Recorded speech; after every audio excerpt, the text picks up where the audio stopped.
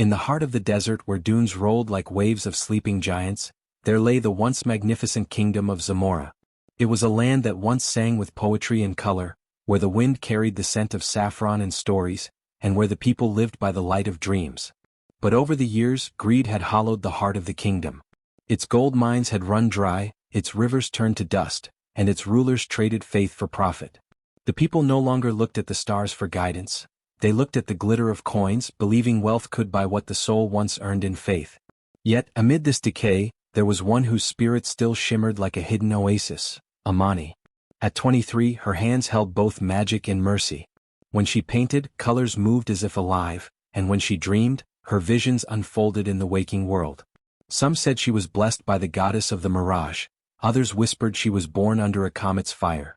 But Amani herself believed her gift came from love, a love she once saw between her parents, a love she now hoped to keep alive with her husband, Tariq.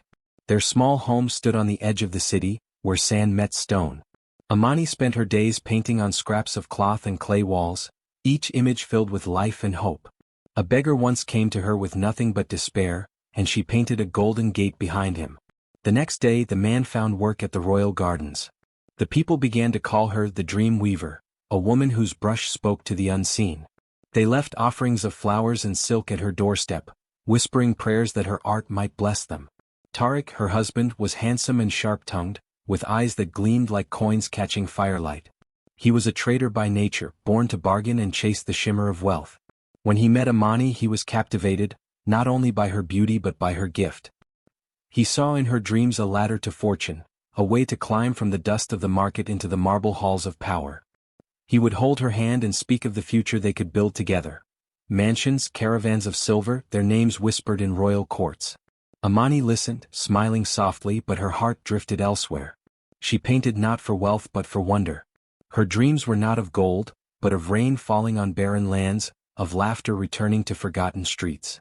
When she painted, she forgot hunger, heat, and sorrow. It was as if her soul became light.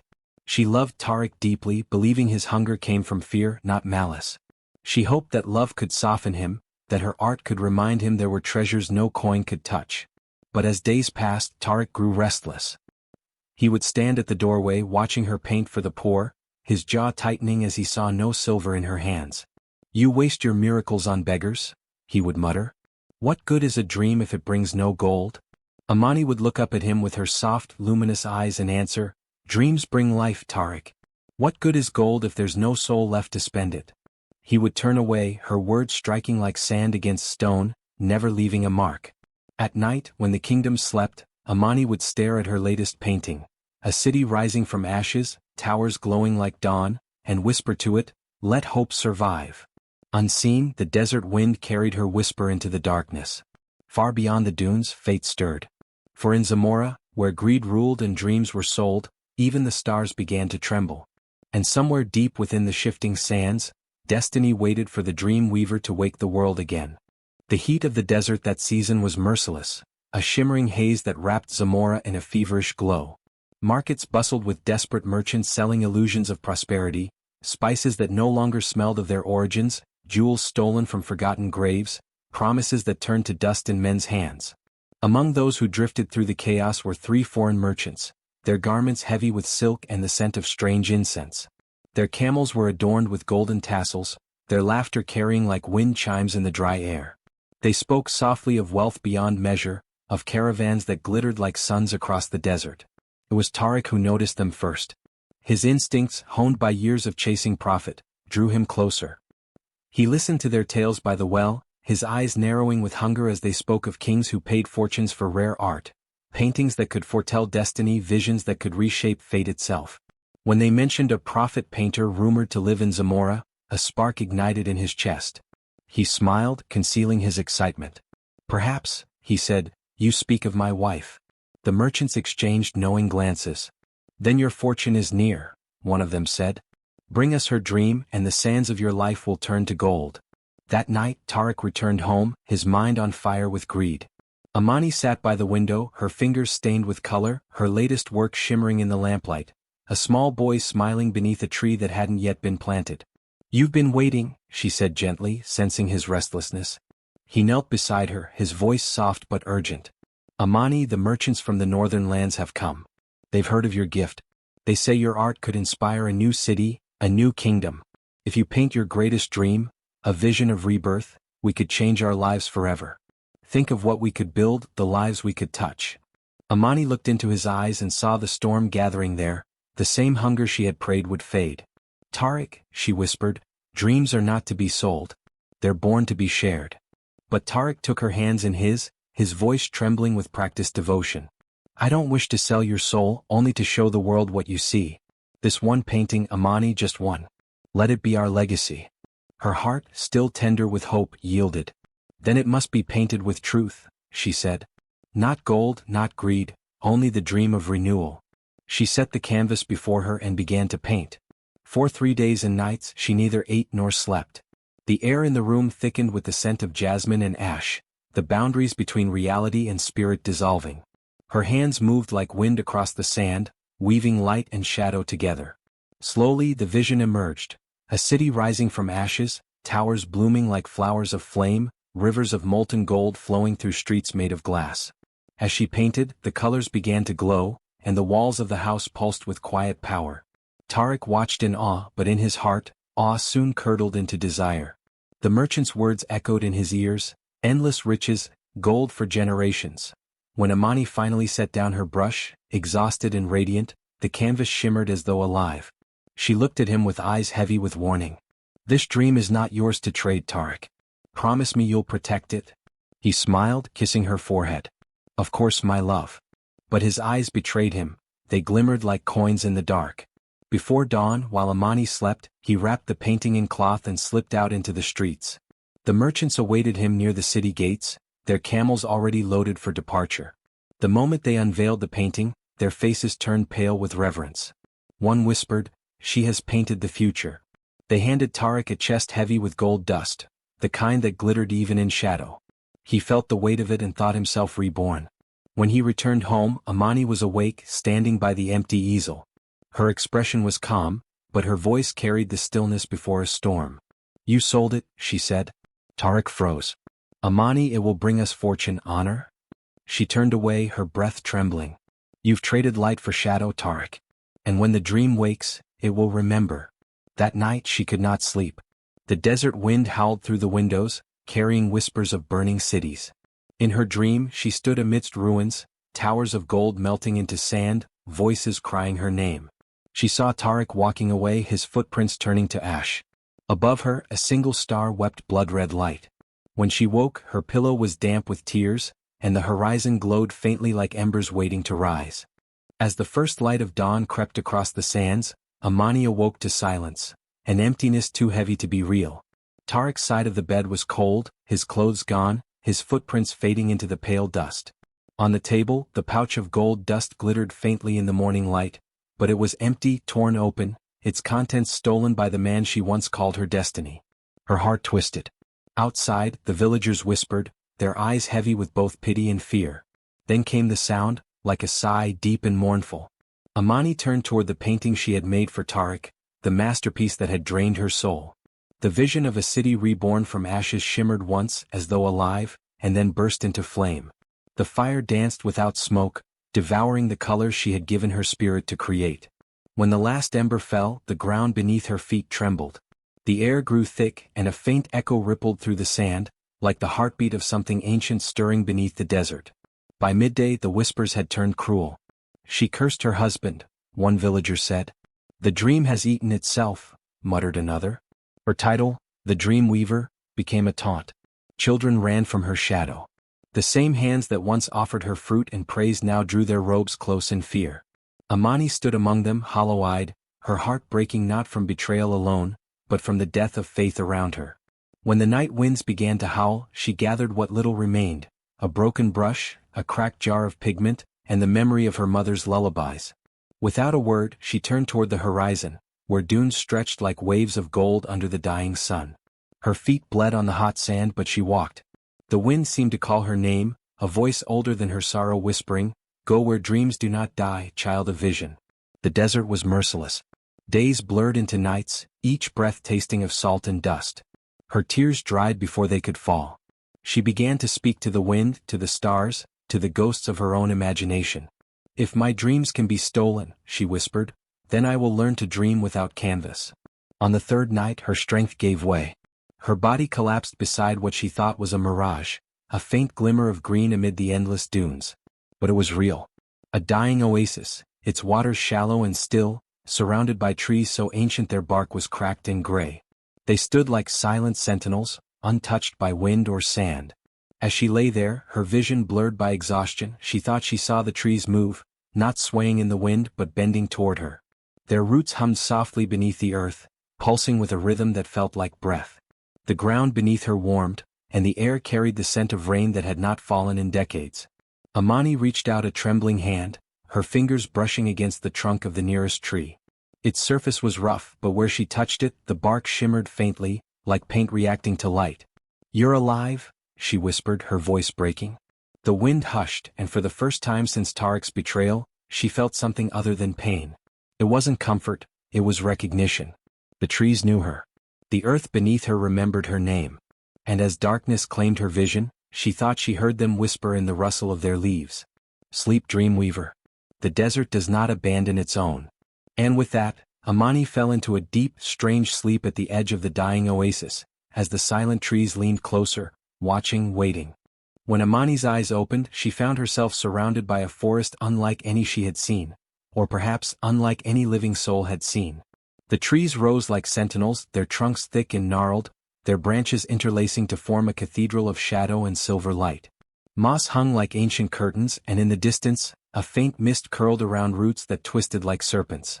The air smelled of wet earth and secrets, heavy and alive. She rose cautiously, her bare feet sinking into the soft, spongy ground. Each step seemed to echo, not in the usual desert silence she had known, but as if the forest itself was listening, judging, waiting. As she walked, she noticed something strange etched into the bark of the trees. Faces, countless faces, some young, some old, their eyes frozen in expressions of sorrow, fear, or betrayal. Their mouths, open as if in silent cries, seemed almost to move, whispering in a language older than sand and sun. Amani's heart constricted, but a strange sense of recognition washed over her. The faces did not threaten her, they knew her pain. They had seen the weight of greed, the collapse of dreams, the betrayal of the faithful. A soft rustling drew her attention. The leaves shimmered as though stirred by invisible hands. A voice, ancient and deep, reverberated through the forest, "Dream that survived." The words seemed to pass through her very bones. The forest knew her. It had watched her journey, had felt the weight of Tariq's betrayal, had witnessed the burning of her painting. The trees bent slightly toward her, a gesture of acknowledgement, perhaps even welcome. Amani's lips trembled as she whispered back, I am here." The forest did not reply in words but through its presence. A faint dew began to drip from the leaves above her, landing on her skin like cooling rain. The drops glowed faintly, pale as moonlight, sweet and nourishing. She bent down to touch one, and it vanished into her hand, leaving warmth behind. Hunger and thirst, which had plagued her through the desert, faded as if the forest itself had filled her with sustenance. Every leaf, every root seemed attuned to her, bending gently to shield her from the wind that still carried desert dust into the edges of this hidden sanctuary. Amani walked deeper, feeling the air thicken with a quiet power. Shadows moved where no wind should reach, and roots lifted slightly from the ground as if to guide her path. Eventually, she came upon a hollow beneath the largest tree she had ever seen. Its roots spread like fingers, creating a natural cradle in the earth. Exhausted, she lowered herself into the hollow. The bark around her glimmered faintly, each carved face seemingly smiling or nodding in encouragement. The forest was alive, not with mere wind or wildlife, but with memory, spirit, and a consciousness that reached into her very soul. As night fell, the canopy above absorbed the moonlight and reflected it down as a soft silver glow. Amani lay on the moss, staring up at the roots above her, and soon drifted into a dream unlike any she had known. In the dream, the forest breathed with her. Roots pulsed like veins, leaves shimmered with visions of cities and rivers, and the faces on the trees whispered not warnings but stories, tales of betrayal, loss, and the power of survival. She felt herself both small and immense, a single spark in a vast, ancient network of life that stretched beyond her understanding. Her spirit intertwined with the forest, and for the first time in days, her mind was not burdened by fear or grief. She felt the pulse of life, the hum of resilience, the silent oath of the unseen, that no dream truly dies if it is remembered. And as she slept beneath the gnarled roots, the forest itself seemed to exhale in relief, as though it had been waiting for her arrival for centuries. Amani's dreams were no longer hers alone, they belonged to the forest and the forest in turn belonged to her. The wind through the leaves carried a single thought, vibrating against her heart. You have survived. The world of men may fail, but the dream that survived endures. And with that, the forest closed gently around her, protective, alive, eternal. In the heart of the forest, where night and dream wove together like silk and shadow, Amani drifted into a slumber deeper than any she had known. Her body lay curled beneath the roots of the ancient tree, but her spirit was carried elsewhere, into a realm that shimmered with impossibilities, a place where reality bent like water in a desert mirage. Here the air was thick with the scent of growth and memory, and the ground pulsed with life. Shapes moved without form, colors breathed without color, and Amani felt herself both everywhere and nowhere at once. From the silvered mist, a figure emerged, glowing faintly like moonlight through crystal. She was tall, elegant, her form woven from roots and petals, her hair flowing with the essence of sap and shadow. Her eyes held every sunrise and every dusk that had ever fallen. This was the spirit of the first seed, the goddess who had birthed the forest from the despair of broken souls and abandoned dreams. Her voice was like wind through leaves, resonant and infinite. Child of dust and desert, dream weaver, she said, you carry more than sorrow. You carry seeds. Amani trembled, reaching out instinctively. Seeds? She whispered, her voice echoing like a gentle stream. Yes, the spirit replied. Every tear, every loss, every betrayal you endure is fertile soil. Your dreams, even those stolen, are seeds of creation. They are meant to rebuild what was destroyed. You must learn to channel pain into power, sorrow into vision. Only then will the desert remember life. The forest around her shifted, glowing pathways stretching out like veins of light. Images flickered across the bark of unseen trees, cities swallowed by sandstorms, rivers dried to dust, temples collapsed into ruin. Faces of forgotten dreamers appeared, etched into the wood and stone of memory. They had once hoped, loved and dreamed, only to be abandoned by men and circumstance. Their eyes, hollow yet radiant, followed Amani. You are their voice now, the spirit said. Their seeds live through your hands. Amani's heart ached at the sight, yet something powerful stirred within her. She felt her chest tighten, the weight of grief and betrayal morphing into a warmth that pulsed outward. She closed her eyes and let herself sink into the essence of the forest. She saw her tears falling on barren lands, and wherever they touched, small shoots emerged, glowing faintly with the promise of life. Her pain was fertile, her suffering a river that could awaken the dead earth. Do not fear the shadows that follow you, the spirit of the first seed murmured. Every wrong, every theft of hope, every broken promise feeds your roots. You are the dream that survived, and through you, creation itself remembers the lost. Visions poured into her mind in a relentless cascade. She saw empires that had crumbled under greed, children whose laughter had been silenced by cruelty, and rivers of molten gold that turned to ash in men's hands. Yet intertwined with destruction, she saw glimpses of beauty, palaces carved from crystal, gardens that bloomed in storms, musicians whose songs could raise the dead. All of it existed because someone, somewhere, had dared to dream even in despair. The forest had preserved these fragments of hope, and now, it offered them to her. Amani opened her eyes and for a moment, the dream realm and the forest around her blurred into one. She felt her spirit pulse like the roots beneath her, every heartbeat sending a shiver of life into the earth. She reached out, touching a leaf, a root, a stone, and felt them respond to her touch. Tiny blossoms unfurled where her fingers brushed, glowing faintly as if lit from within. The forest whispered, singing her name, celebrating her awakening. When she finally stirred, opening her eyes to the dawn, the air shimmered with promise. Her tears had fallen onto the forest floor during her sleep, and where they touched, small flowers had bloomed, red, white, and gold, petals glimmering like the remnants of forgotten dreams. Amani rose, her body light, her heart heavy yet strong. The spirit of the first seed had left her with a gift she understood fully only now. Her dreams were no longer hers alone. They were seeds, waiting to grow, and she held the power to transform not just her pain, but the very world around her. And as she stepped forward through the forest, the wind carried a single message in rustling leaves. The dream that survived will rise, and the earth shall remember life again. The desert of Zamora had grown harsh and unforgiving since Amani had vanished into the forest. Tarek, flush with greed and gold, returned under the blaze of the noon sun, his caravan gleaming with treasure that seemed to mock the dying sands. Coins piled high in chests, gemstones glinting like captured stars, silks shimmering with exotic dye, the wealth he had sought with every stolen breath of Amani's dream lay before him. Yet the desert did not welcome him with warmth. The air around the caravan shimmered unnaturally, heavy with heat that felt like a living warning. Tarek's hand itched to touch the coins, to feel their weight, to count them as proof of his triumph.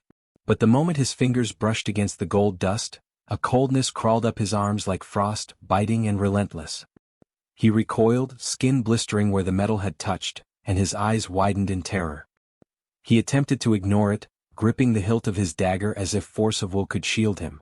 Yet every coin, every gem, every gilded edge burned with unnatural chill, rotting his palms slowly, relentlessly. Even the horses seemed uneasy, their hooves striking sparks against the sand that hissed underfoot. The caravan pressed forward, and that night the desert itself seemed to rise against him.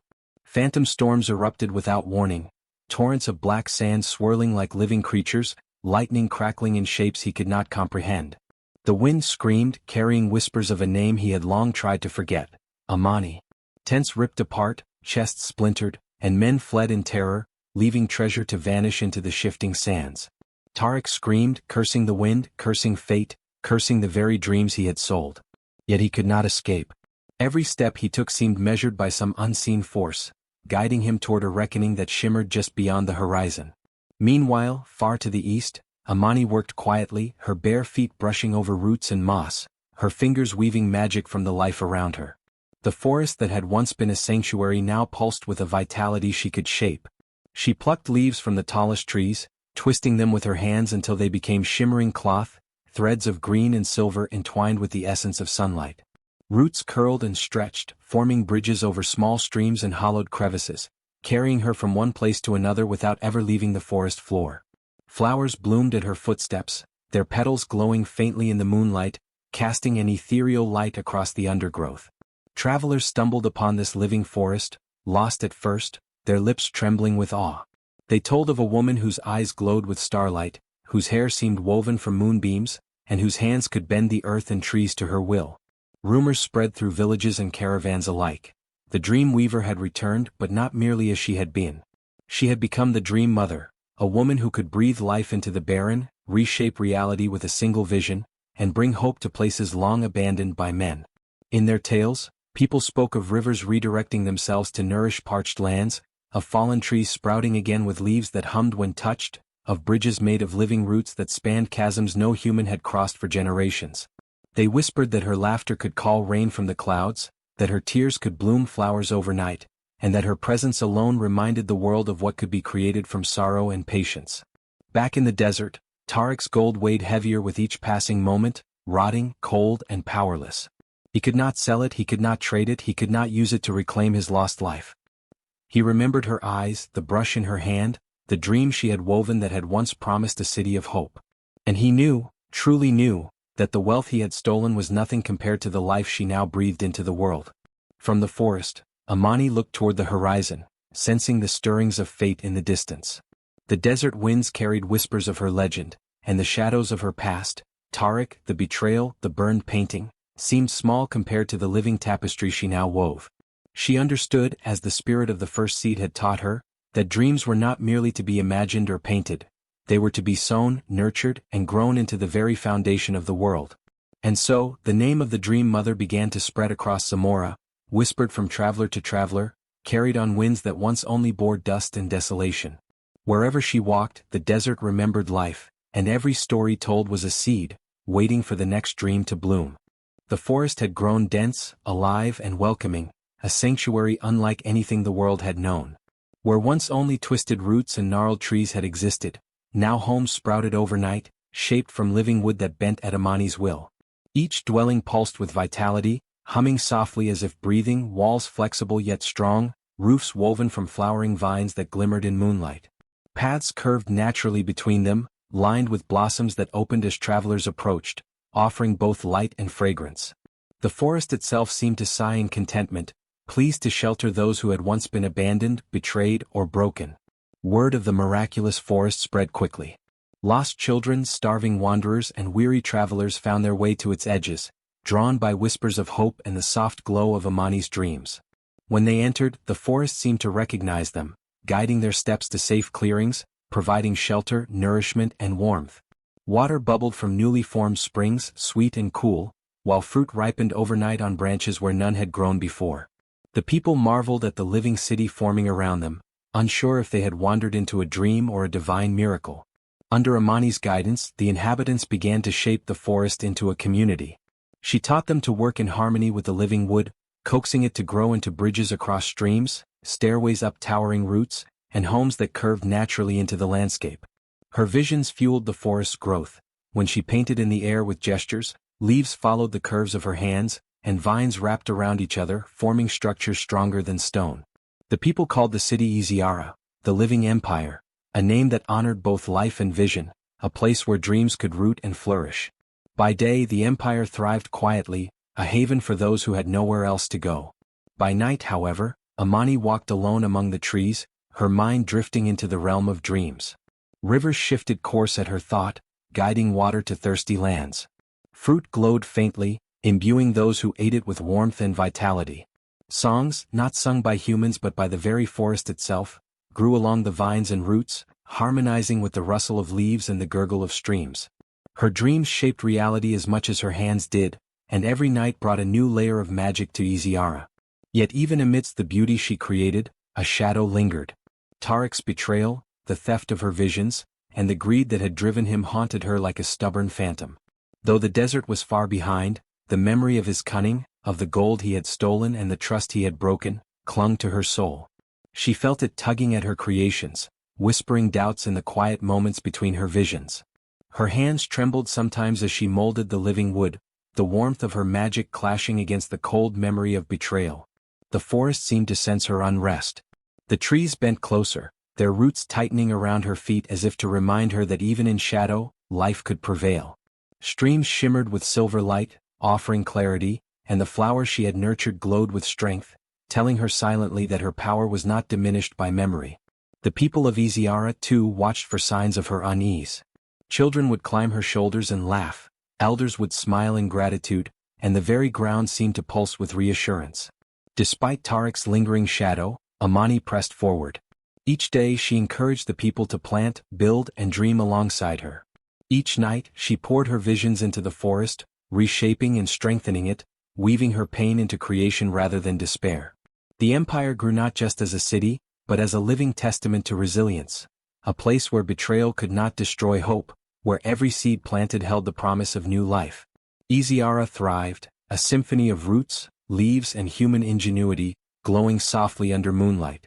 And though shadows remained in Amani's heart, they were now balanced by the light she had summoned from her dreams. The forest whispered constantly, a living lullaby of guidance and protection, reminding her that even when greed and betrayal lingered, creation could always rise stronger, rooted in life and vision. And so, under her careful hands and the pulse of the forest, Iziara, the living empire, stood as both sanctuary and monument, a dream turned flesh, a city born from ashes, and a promise that even stolen visions could grow into something eternal. Years had passed since Amani had vanished into the forest, and the deserts of Zamora had continued their slow decay, the sands whispering tales of greed, loss, and impossible dreams. Tariq, now an older man, his once handsome face lined with wrinkles and streaked with gray, staggered through the dunes. His body ached with the weight of wealth that had turned to nothing but cursed gold, and his spirit was heavier still. Rumors had reached his ears. Travelers spoke of a forest that glowed beneath moonlight, a place where the wounded found healing, where crops grew in the desert, and rivers flowed where none had run in decades. Desperation and guilt drove him forward. His pride long since crumbled, leaving only the faint hope that perhaps forgiveness might mend what he had destroyed. When he finally crossed the threshold into the forest, he found a world that defied reason. The trees stretched impossibly high, their branches twisting to form bridges, canopies, and homes. Leaves glimmered with an inner light, flowers bloomed in impossible colors, and vines hummed with a gentle, protective energy.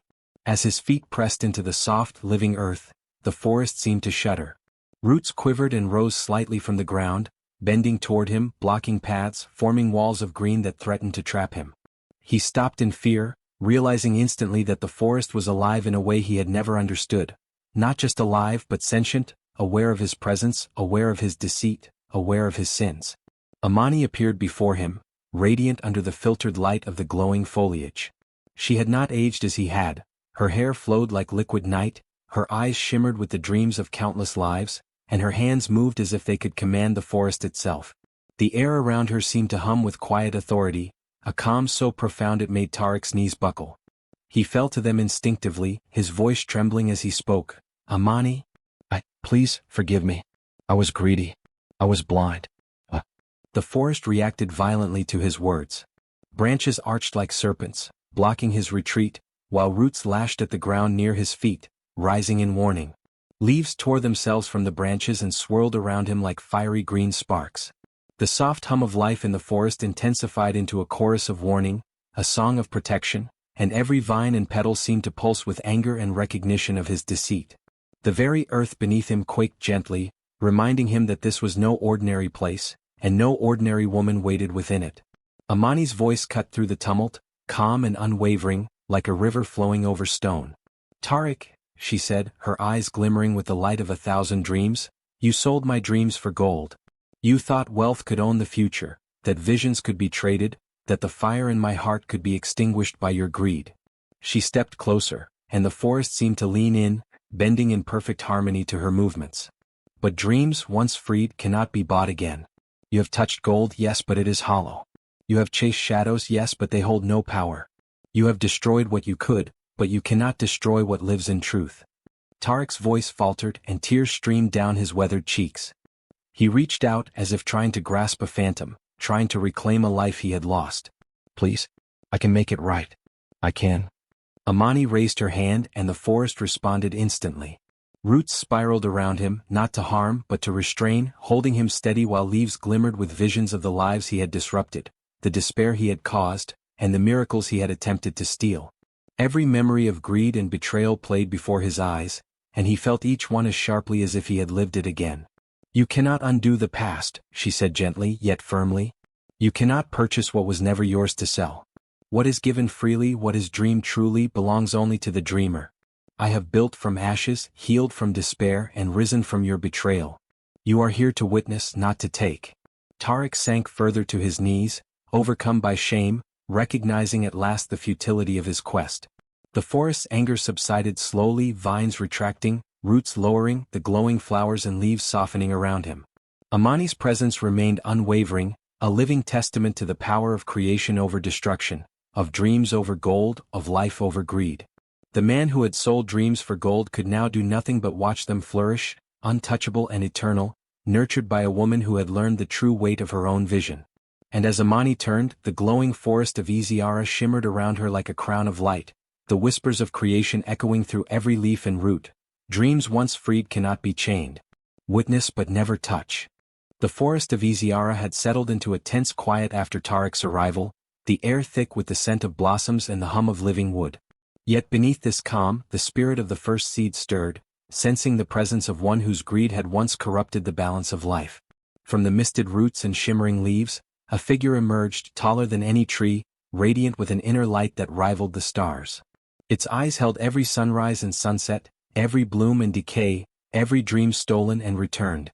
This was the spirit of the first seed, ancient and impartial, here to pass judgment. Tariq trembled, the weight of his sins pressing him to the earth. I did wrong, he stammered, voice breaking under the magnitude of his guilt. I stole. I betrayed. I took what was not mine. The spirit's gaze pierced him, seeing into the depths of his greed, into the moments when he had chosen wealth over love, selfishness over life. The wind carried his shame in whispers through the trees, making the leaves shiver and the roots coil like serpents waiting to strike. You have touched what was never yours, the spirit intoned, voice like the rustle of 1,000 leaves. For every dream you sold, every vision you betrayed, your soul is now the debt. The life you stole must be repaid. The ground beneath Tariq quaked slightly, roots rising as if to hold him, to remind him of the gravity of the judgment he faced. He fell to his knees, shivering, knowing instinctively that there was no coin, no gift, no plea that could sway the balance. Amani stepped forward, her robes glowing faintly crimson, eyes shining with the light of creation. The spirit turned its gaze toward her, measuring the depths of her heart. "Child of the dreaming forest," it said, "this soul stands before you, the one who sold your visions, who sought gold over life. What will you choose? Justice? Mercy? Or vengeance?" Amani felt a shiver run through her, the old pain of betrayal rising, burning like desert sun against her heart.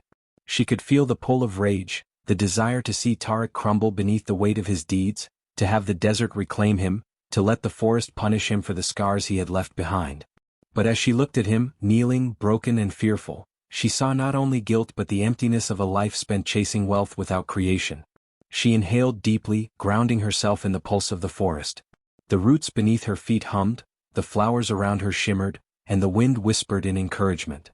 Amani's fingers lifted, hovering over Tariq's chest, feeling the residue of his greed, the shadows of his theft embedded in his soul. With a gentle touch, she pressed her hand to his heart. A warmth flowed outward, a light that dissolved the curse that had plagued him, turning every shadow of greed into dust that drifted harmlessly into the air. Tariq gasped, his eyes wide as the weight of years of guilt lifted from him. His chest heaved with sobs as he felt for the first time the truth of her power. It was never in wealth, in gold or in possessions, but in creation itself. Every tree, every root, every blossom in Iziara was a testament to what had been lost and rebuilt, to life nurtured from despair, to dreams freed and multiplied. He understood at last that her hands had shaped not just wood and soil but hope itself. The spirit of the first seed extended its wings of light, a silent nod of approval rippling through the forest. Trees bent gently, roots curling in calm acknowledgement, and the flowers' glow deepened. Balance had been restored. No longer did the forest tremble with unspent anger. No longer did the shadows of betrayal linger. The wind carried a serene hum through every branch, every leaf, a song of renewal and harmony. Tariq fell forward onto the soft forest floor, weeping openly, a man unburdened yet humbled. Amani stepped back, radiant and calm, knowing that mercy had not weakened her, it had completed the cycle. The forest itself seemed to pulse in gratitude, the streams and roots responding to the harmony now woven between creation and forgiveness. And as the mist lifted and the first rays of sunlight filtered through the living canopy, the forest glowed brighter than ever, a reminder that balance, once restored, was stronger than any greed, deeper than any pain, and eternal in the hands of one who dared to dream. The desert wind carried Tariq's ashes into the heart of Iziara, swirling like dust around the roots of the great tree, the oldest and tallest in the forest. Its trunk shimmered with veins of silver and gold, leaves glowing faintly under the moonlight, a silent witness to every miracle and every sorrow that had passed through the forest. Amani knelt beside the base, her hands sifting gently through the warm, fertile earth, mixing it with the ashes. She spoke softly, her voice carrying on the breeze, "Even greed must feed growth. Even betrayal must nourish something new." The words were not a curse nor a plea, they were a decree of life, a recognition that even the darkest of deeds could contribute to the cycle of creation if met with understanding. As she spoke, the soil trembled beneath her palms. Tiny roots wrapped around the ashes, drawing from them a strange warmth, a pulse that had once been lost in the desert of Zamora. A single shoot emerged, delicate yet vibrant, glowing with golden light that shimmered like sunlight captured in a drop of dew. Within moments, the shoot expanded, unfurling into a magnificent blossom whose petals reflected every color of the forest, green of the leaves, silver of the veins in the bark, crimson of the flowers nurtured by Amani's tears. It was a bloom of forgiveness, of rebirth, and of the transformative power of dreams. The people of Iziara who had gathered silently around the great tree, gasped in awe. They had watched Amani guide the forest, turn roots into homes and transform despair into life, but even they had not expected such a miraculous symbol of renewal. Children ran forward, laughing, brushing their fingers along the glowing petals, while elders bowed, acknowledging the wisdom and grace of the woman who had given them not just shelter, but hope, imagination, and a life renewed. Word spread quickly, carried by the wind and whispered through the branches. The Dream Mother had planted not only trees and homes, but an empire born from the ashes of greed, nurtured by the magic of creation. And as the people looked at Amani, they felt compelled to honor her, to crown her as the ruler of this living, breathing city, this extraordinary forest that had become a haven for all who had once been abandoned. They brought crowns of woven vines, adorned with blossoms that had never existed before, and approached her with reverence and joy. But Amani smiled gently and raised her hands to stop them. "I am no queen," she said, her voice echoing through the leaves like a gentle chime. "No single person rules Iziara. Every dreamer, every hand that has planted a seed, every heart that has nurtured life here, is a ruler of their own fate. I am but one among many. The empire is built not from gold, nor from crowns, nor from wealth. It is built from imagination, from dreams given the freedom to grow, and from courage to transform pain into creation. Her words resonated through the forest, settling in the hearts of all who had gathered. They understood at last that the true power of Iziara was not in any one person, but in the collective spirit of those who dared to dream. Trade and art flourished in the living empire. Markets rose, constructed from living branches that bent and stretched to accommodate stalls and travelers. Artists found inspiration in the glowing flowers, weaving threads of light into fabrics, carving melodies from roots, and painting visions that shifted as the viewer moved. Scholars came to study the unique harmony between creation and imagination, while children laughed in the pathways, their games guided by the subtle magic of the forest. Peace reigned, not imposed by authority, but nurtured by the understanding that each life, each dream, each act of kindness fed the world around it. And under the canopy of Iziara, where the great tree stood like a sentinel, the golden blossom grew taller each day, a living reminder of what could arise from betrayal, loss, and even greed when met with wisdom, courage, and compassion. Amani walked beneath its branches, barefoot and serene, her heart connected to every root, leaf, and dream in the forest.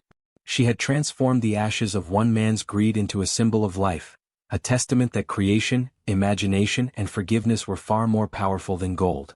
Thus, the Dream Empire was born, not from conquest or wealth but from vision, persistence, and the understanding that dreams, once freed, could shape reality itself.